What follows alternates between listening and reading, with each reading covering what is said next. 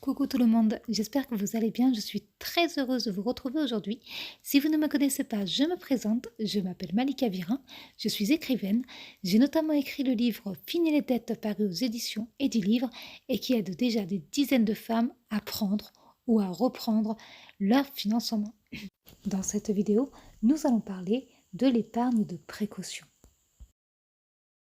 L'épargne de précaution est aussi appelée épargne de sécurité. Cette épargne est une somme d'argent placée généralement sur un compte dédié, disponible rapidement, c'est-à-dire que ce n'est pas une somme d'argent bloquée, il ne s'agit pas d'une épargne bloquée. Et donc cette épargne de précaution ou de sécurité est destinée à faire face aux coups durs de la vie, aux gros pépins.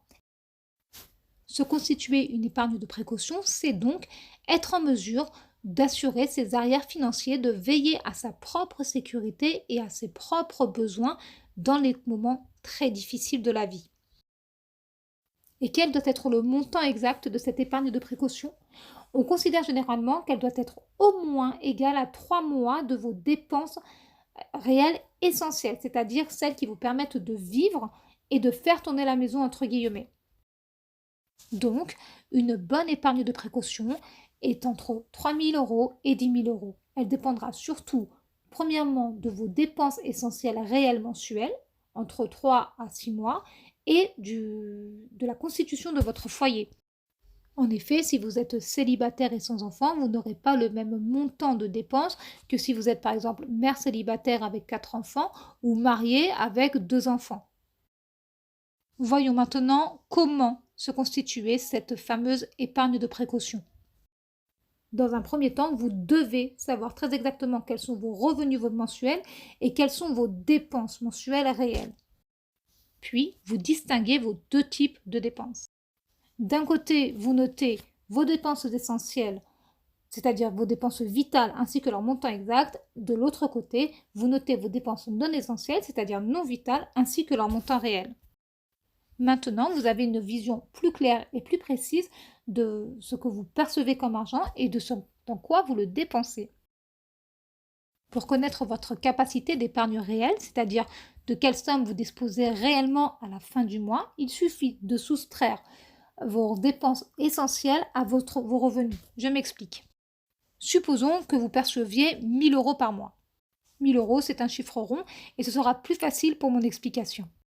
Donc, supposons que vous perceviez 1 000 € par mois et que vos dépenses essentielles sont de 600 €.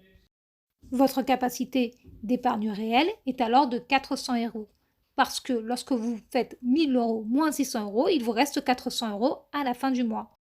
Bien entendu, et nous le savons, il y aura tous les à côté et les imprévus. C'est pourquoi je conseille généralement de réduire considérablement, le plus possible même, les dépenses non essentielles.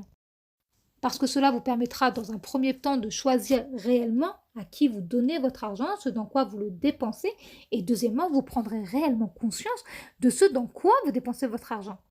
C'est bien simple, si cette dépense non essentielle n'est pas utile et ne vous apporte aucun bonheur, rien de positif, et aucune satisfaction, coupez-la, cessez cette dépense et mettez cet argent en épargne. Voilà, c'est comme ça qu'on peut épargner, en piochant dans l'argent que l'on utilise pour les choses non essentielles. Parce qu'en réalité, vous ne pourrez pas épargner d'argent si vous avez trop de dépenses. C'est réellement en diminuant vos dépenses, et notamment les non essentielles, que vous pourrez épargner et au fil du temps, augmenter votre montant d'épargne. Comme je le raconte dans le livre Fini les dettes, paru aux éditions Edilivre, et celles qui me suivent sur les réseaux sociaux le savent, quand j'ai commencé à épargner, ma capacité d'épargne était de 1 € par mois. En effet, c'était très peu et c'était ma capacité réelle d'épargne. Au fil du temps, j'ai pu augmenter progressivement mon épargne, mon montant d'épargne mensuel et atteindre 12 000 € d'épargne. Si je vous en parle, en toute honnêteté, c'est pour que vous ne culpabilisiez pas de ne pas mettre 100 ou 200 € par mois de côté. Mettez la somme d'argent que vous pouvez mettre de côté sans jamais déséquilibrer votre budget. Cette vidéo touche à sa fin. J'espère de tout cœur qu'elle vous a plu et vous a été utile. D'ailleurs, si vous avez des questions, n'hésitez pas à me les poser en commentaire juste en dessous de cette vidéo. Je me ferai un plaisir d'y répondre. Pour aller plus loin, je vous invite à découvrir mon livre Fini les dettes, publié aux éditions Edilivre, et je vous mets un lien pour vous le procurer juste en dessous de cette vidéo.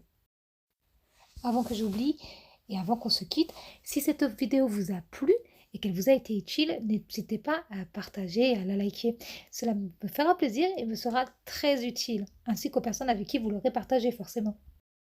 Je vous dis à très vite pour une prochaine vidéo dans laquelle nous continuerons à parler d'argent et d'écriture. En attendant, prenez grand soin de vous, des vôtres et de vos finances. Bye bye.